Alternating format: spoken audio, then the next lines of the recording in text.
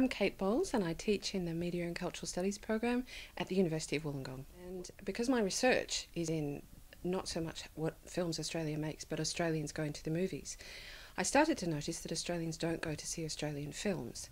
So it occurred to me that the least useful thing to teach was the content of Australian films, because they're not very important in their local market.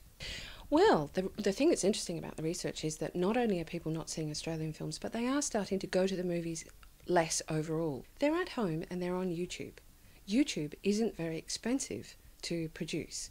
So I'd like to see more Australian short productions put out across the net to build a bit of an audience and an attraction to Australia as a niche producer. There is a risk that we'll see more cinemas empty over the next little while, and in Wollongong we have a big beautiful cinema in the middle of Wollongong that's been empty for some time. On the other hand, it's possible that cinema owners will start to use their buildings for different kinds of things, and digital projection is really going to make that possible. So I think we'll see some liveliness in the independent sector broadcasting different kinds of events.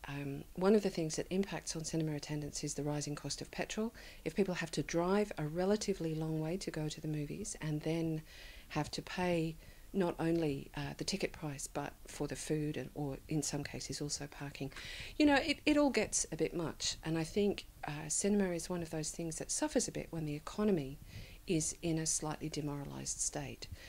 So I think that that's generally the issue here, is that people don't have quite as much spare cash or as confidence in spending their spare cash on leisure as they did.